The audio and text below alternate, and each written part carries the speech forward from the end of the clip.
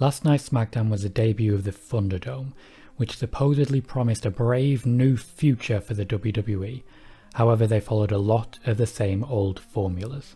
With news about Retribution, SummerSlam, the Backstage response to the Thunderdome and its relative success, and also an update on Mandy and Sonya Deville, this is today's SmackDown review. After a bodacious and bombastic opening, we went to Vince McMahon in the ring, surrounded, or at least partially surrounded, by screens. Now, a lot of these screens were filled. There were very few and far between black screens, but those black screens did tend to stay for the whole show. In addition, there were a number of really unique situations going on some of the screens. There was a couple where there were multiple people. There was one when someone was clearly asleep. There was one where someone just never stopped looking at their phone. And there was definitely one in the front row that was a teddy bear. Over the course of the show, the fans on the screens went from quiet to moderately quiet. So it wasn't a significant change, but things did pick up, and once we have got SummerSlam and Raw out of the way, I'd imagine at that point the WWE will have removed a lot of people from the screens who aren't too responsive, which is their plan at the moment, and try to fill everything up with unique individuals who at least have a lot more energy. Initial response backstage to the Thunderdome has been mixed. The WWE did not get the response they were looking for the first time. However, they do believe that it has a lot of promise and they will continue with it. One way in which the Thunderdome did definitely work as intended though was in Bray Wyatt's entrance. During a wrestler's entrance, all the screens are turned off and are used for different visualizations, and a lot of wrestlers had much more interesting, exciting entrances because of this. We saw a lot more pyro as well. So when it comes to the wrestlers getting their entrances, when it comes to making this feel like a big deal, they have definitely got that down. The problem is at the moment, a lot of the screens are individually distracting, but to be fair, that's true of fans as well. What I will say, when it comes to match finishes, the WWE have got to get more out of that crowd, because the amount of time the match would finish during this show to no response whatsoever, especially after we've been in the PC with the fans as it were, it is jarring to say the least. The show opened with the WWE throwing everything they had at the wall. Vince McMahon was there. Vince McMahon would have an encounter with The Fiend. The Fiend would then have an encounter with Braun Strowman, and Vince would vanish. Braun Strowman would then have an encounter with Retribution, and Bray Wyatt would vanish. And then Retribution beat up Braun Strowman before getting beaten up by everyone else on the roster. Well, not everyone else, but most other people.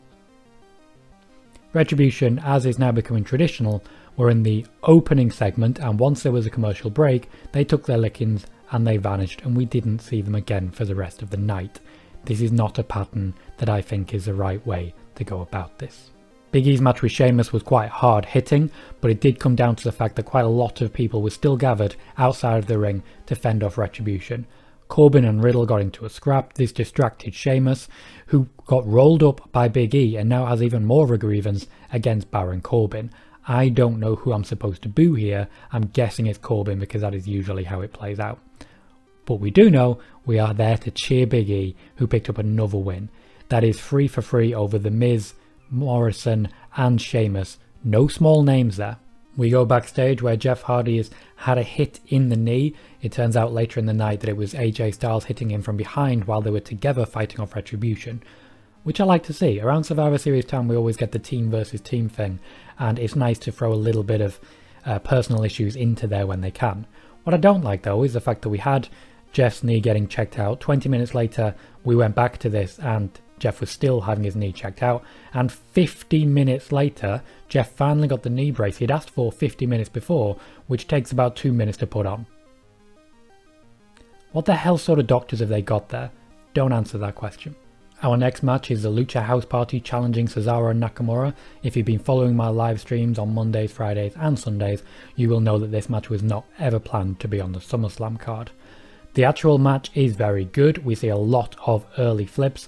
What I will say though, it's probably the most botchy match of the night for several reasons. There was one very obvious Grand Metalik botch when he jumped to the outside, was out of position, took a heavy landing, but there was also a botch from, I believe, Lince Dorado when he was trying to do a rotating corkscrew Hurricane Rana and essentially escaped Cesaro's grasp. So hard to tell exactly who the botch came from, but there were definitely botches there. The match is fairly conclusive, a very, very clear win for Cesaro in a counter to a counter. Cesaro is really showing more and more technical expertise. If he's never going to be a world champion in WWE, I would really love to see him in New Japan. Afterwards, Lince Dorado and Kalisto got into a bit of a sparring match. Gran Metalik managed to break them up, which is incredibly impressive given he was holding his head the whole time and could very well be concussed while doing so. We go backstage to Mandy Rose, who is delivering a very different promo to what she has done previously. She makes reference to Sonya Deville, and it seems very clear that they are working in the home invasion that Sonya Deville suffered legitimately in real life while Mandy Rose was there to the storyline. I'm not sure whose decision this was. If the wrestlers were consulted, then I kind of get that, but it will play out a little more later in the night. Sasha Banks and Bayley come out to essentially celebrate the fact that they are both going to be taking on Asuka. They celebrate the fact that they have multiple titles and celebrate this with Corey Graves. There is a wonderful moment backstage where they do the high five with the titles with AJ Styles, which is a sign of foreboding for AJ Styles, but honestly it's a really good look for everyone involved. Naomi is the one to come out and interrupt this, as there always must be an interruption in WWE TV. In the end, because of interference essentially from Corey Graves, this becomes a beat the clock challenge, with first Sasha and then Bayley trying to beat Naomi faster than the other to decide who will go first at SummerSlam. The match with Sasha Banks is much more competitive as it's the first match. That makes a lot of sense. Sasha Banks does manage to put Naomi away clean using the Banks statement. Bayley then charges headfirst in, gets a load of heavy hits and goes down to a single rear view. Essentially, the SmackDown Women's Champion, who is approaching a year as the champion, takes a bum to the face once, and that is it.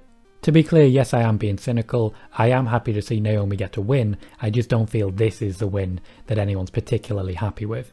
Yes, it potentially puts her in line for a SmackDown Women's Championship feud immediately after SummerSlam. That is something I would like to see. However, I think Bayley could have handled a bit more before going down immediately. I think maybe a little bit of a spar there for at least 30 seconds instead of one move would have been a good look for everyone involved and would have allowed Naomi to show a lot more of her offense off. This does, however, mean that Bayley will be going first against Asuka, and I do strongly believe Bayley will definitely be retaining and Sasha will possibly be retaining. After this, Asuka comes down, gets a few licks in, Bayley and Sasha both scarper. Bayley with her belts, Sasha leaves hers behind.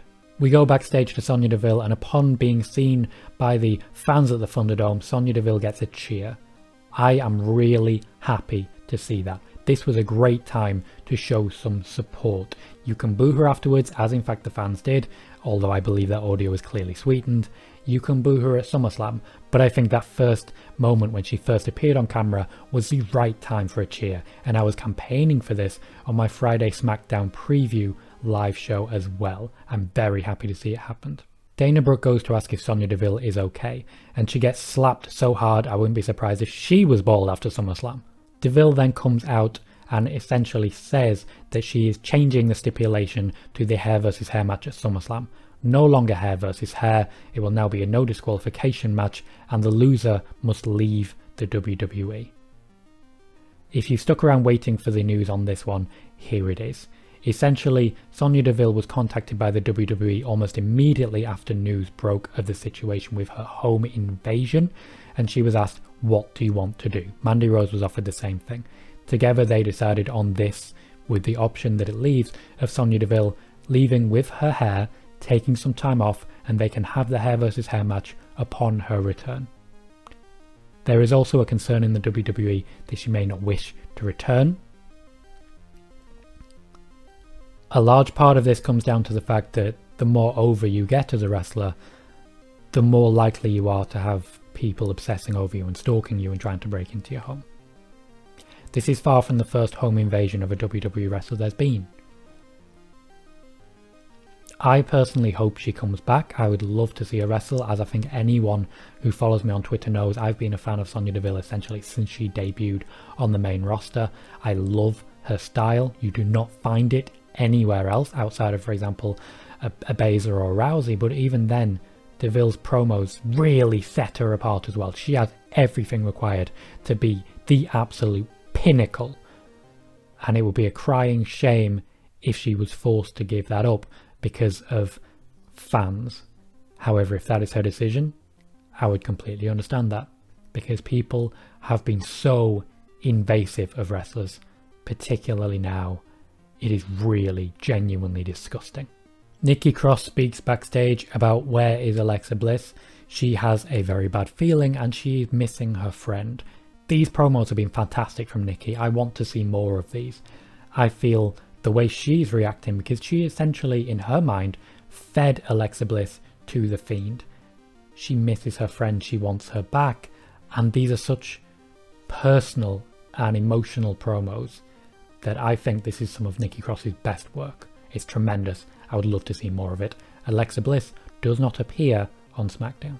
Our next and final match is the Intercontinental Championship match between AJ Styles and Jeff Hardy. And wow, is this a weird match. Much like Bayley, Naomi, and in fact Sasha Banks versus Naomi earlier in the night, it is dominated offense-wise by the champion, and then right near the end, Jeff Hardy gets a hit in.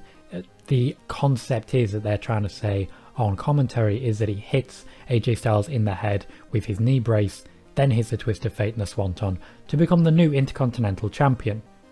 How's he going to be able to defend it with his knee that bad? How's he going to be able to win this match? But he did win the match. I don't like the booking. It worries me a little bit that AJ Styles had kind of a weak reign. Lost to Matt Riddle, even though he then won a match by a roll-up, but he never looked like a convincing champion. He just looked like a coward who got lucky. Jeff Hardy now is of course champion. That is a big deviation to what he was doing with Sheamus even a couple of weeks previous. So something has definitely changed in Camp Hardy. Or Camp Styles. Our final and main event segment is between Braun Strowman and Bray Wyatt, which is good considering this is the go-home show to SummerSlam. The Firefly Funhouse gets a visitor in the form of Braun Strowman, who comes in, beats up Bray Wyatt, drags him away and chokeslams him off a ledge that exists for some reason. I don't know why this ledge exists. It's obviously very carefully filmed so that no one is at any point at any risk of taking any damage. Bray Wyatt is strapped up. Braun Strowman just walks off. Bray Wyatt is strapped up, put into an ambulance. The ambulance goes so far away, then drives back and the Fiend emerges unscathed. It's very Fiend and a very good sign for SummerSlam that Alexa Bliss will be involved, because she wasn't involved tonight. This was a very curious SmackDown. Not normal by any means. Very different, mostly because of the Thunderdome, which was their real draw thing, but it was extremely top-loaded. You had The Fiend, you had Braun Strowman, you had Retribution, you had Vince McMahon, you had the debut of the Thunderdome, and after that it became a very normal SmackDown.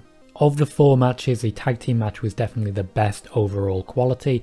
You would expect that from the 4 people who were in the ring, but this was a night of very bad quality matches. Sasha Banks versus Naomi was short and was good technically. Bayley versus Naomi was short, was not good technically, and had a very confusing finish. This was followed by the Intercontinental Championship match, which was short, not great technically, and had a very confusing finish. Not a great showing in that regard, but what I will say is that this show did at least do a lot more as a go-home show than Raw did to get people hyped for SummerSlam. In that it tried to, whereas Raw just abandoned the concept. My Twitter poll for SmackDown is a very mixed response. A very strong good rating of 41%, however, the great and okay ratings are at a dead heat at 25.2%. This means this show was divisive. We will see going forwards how much it means on the landscape. I personally rank this SmackDown as okay. If you're a big fan of The Fiend, this was a great show for you. If you're a big fan of wrestling, this is not a great show for you. Very storyline orientated, which is usually something I get behind, but some of the decisions, personally, I found confusing and at some points baffling. Let me know what you thought of SmackDown down in the comments. Remember to subscribe for more exclusive news as it happens in these videos. I've been Tom Colahue, and thank you very much for joining me.